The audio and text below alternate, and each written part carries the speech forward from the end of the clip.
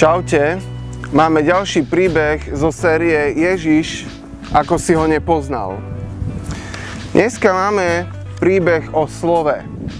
Tento príbeh sa nachádza v 4. kapitole Markovho evanjelia v Novej zmluve Biblii. Príbeh o slove. Najprv poviem príbeh, potom poviem, prečo je strašne životne dôležitý. Je to príbeh rozsievača, ktorý rozsieva semena, samozrejme čaká, že príde úroda. Tie semena majú veľkú moc priniesť úrodu a to je jedno čo. Každé semienko má v sebe DNA, má v sebe všetky dôležité veci, aby z toho vznikla úroda. Čiže ten rozsievač rozsieva semeno a raz padlo na okraj cesty. Samozrejme, tamto ľudia pošľapali vtáci, vyzobali, nič z toho nebolo.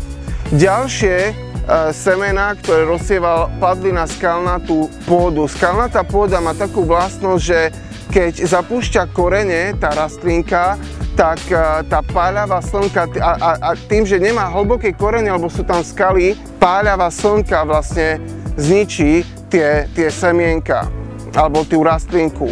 Potom ďalšie semienka padli do trnistej zeme. To trnie, tá burina trnistá, samozrejme ničí alebo zabera pôdu, zabera živiny tak, že v podstate tá nová rastlinka sa udusí a je zničená.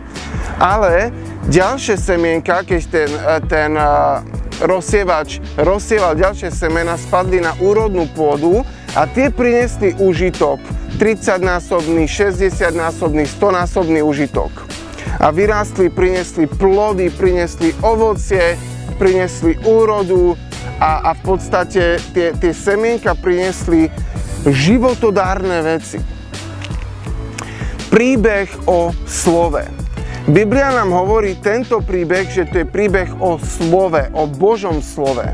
Ježiš je rozsievač a on hovorí Božie slova, ktoré majú také DNA, ktoré môžu v nás spôsobiť charakter, milosť, lásku, pokoj, radosť, zhovievavosť, trpezlivosť, ale to prenesie tak do nášho charakteru, že sa stane našou každodennou životnou vecou.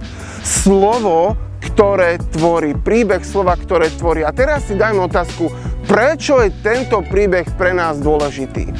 Poviem ti, prečo sú dôležité slova, ktoré počuješ, a je to preto, lebo tie slova ťa tvoria, vytvárajú v tebe človeka, kým si. Poviem ti dva príklady.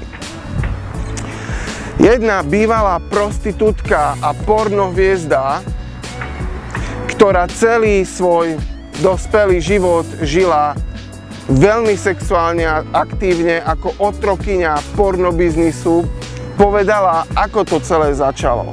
Začalo to tak, že keď mala 4 roky, jej uchylný, chlipný dedo si ju tak položil vlastne na seba, aby sa jej genitálie dotýkali jeho sexuálneho, uchylného nástroja a popri tom, ako sa dráždili navzájom, povedal tej 4-ročnej tomu dievčatku, si zlé dievča a budeš robiť zlé veci. Toto jej vštepil do jej života. Od 4 rokov toto dievčatko bolo znásilňované a zneužívané a jej bolo neustále hovorené to, že je zlé dievča a bude robiť zlé veci. To slovo bolo ostré ako meč, ktoré vniklo do jej srdca a začalo tvoriť človeka, ktorý mal veľmi zničený život. Druhý príbeh o tom, ako slovo tvorí človeka a čo vytvára v našom charaktere. Jedno dievča, ktoré žilo veľmi promiskuitne a striedalo partnerov možno častejšie ako svoje ponožky, jej mama sa pýta, ty tak miluješ ten sex, nevydržíš bez toho sexu. A hovorí to dievča svojej matke, nie, ja sex neznášam, ale milujem to, keď chlapec mi povie potom, že ma miluje. Keď počujem slova, že ma miluje, sú pre mňa tak dôležité, že preto to robím. Znova, Vidíme, ako slova majú moc meniť jej život tak, aby ona svoj život podriadila a formovala podľa týchto slov. Ježiš hovorí o tom, že slova majú obrovskú moc. Nie je jedno, či svojmu dieťaťu hovoríme celý život, že je debil a hlupák a darebák a nič z neho nebude. A nie je jedno, či mu hovoríme, že milujem ťa bez všetkých podmienok. Ja ťa budem milovať vždy, lebo si môj syn a moja dcéra. Nie je jedno, čo počuješ celý život.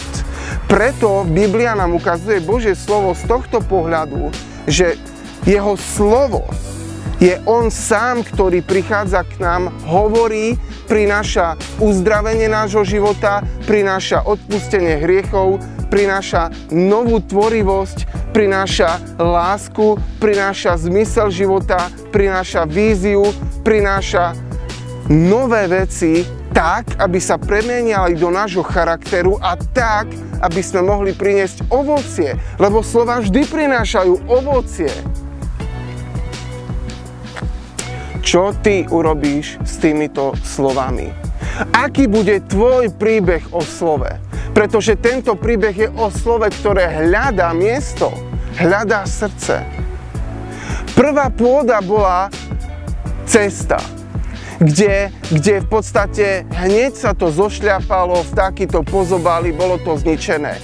A Biblia hovorí, tento príbeh v 4. kapitole hovorí o tom, že Satan zobral tieto semená preč. V podstate to znamená, že počuješ a vidíš Boha, počuješ jeho slova a pôjdu ti do jedného ucha a z druhého von. Že naša vygumovanosť, ktorú máme, ju tak aktívne používame, že my nechceme a nevieme pustiť Božie slova do nášho života. Vygumovaná hlava, do ktorej nepustíme Božie slovo a Boha. Druhá pôda je skalnatá pôda. Aj tá bola bez užitku, a to z toho dôvodu, že nemohla zapustiť korene. A Biblia hovorí, Ježiš hovorí o tom, že táto pôda bola taká, ako je srdce človeka, kde trápenie, problémy a utrpenie sú natoľko silné, alebo človek si ich tak pripustí, že nepustí Boha do svojho života a nepustí Boha, aby vôbec s jeho utrpením narábal a uzdravil a vyviedol z toho, alebo priniesol nádej a pokoj do jeho utrpenia. Keď žiješ pod vplyvom utrpenia, a môže byť aj malé, ale ty ho samozrejme zväčšíš, to ako to robia bežní Slováci, tak len budeme fňukať a plakať, joj, ale toto je zlé, joj, ale toto je zlé. Nepustíme Boha do svojho života a jeho slovo. Ďalšia pôda je trnistá pôda a o nej hovorí Ježiš, že keď je naše srdce trnisté, tak je také, že len hľadáme svoje potešenie, slávu, peniaze, moc, hľadáme svoje veci, to, o čom si myslíme, že nás učiní šťastnými, čo nás nakoniec tiež ale zničí, takisto nedovolíme, aby Boh tvoril naše životy, aby Božie slovo tvorilo náš život a náš zmysel a naše šťastie. Posledná pôda je ale pôda úrodná. To je pôda, kde prídu semienka, zapustia korene, vyrastú z nich rastlín a prinášajú úrodu. 30, 60 a 100 násobnú. To je pôda charakteru. To je pôda, keď si dovolil a dovolíš, aby Biblia, Božie slovo, prišlo do tvojho života, aby Boh hovoril, aby Boh tvoril, aby Boh odpúšťal tvoje hriechy, aby Boh ukazoval, kadiaľ ísť, aby Boh ukazoval, čo je jeho vôľa, akým človekom sa môžeš stať, keď jeho budeš nasledovať. Boh prišiel, aby cez svoje slova priniesol radostný život pokoja, nádeje, lásky, charakteru, ovocia. Nedovoľ, aby ťa obišlo Božie slovo kvôli rôznym dôvodom. Dovol, aby príbeh o slove bol tvojim príbehom.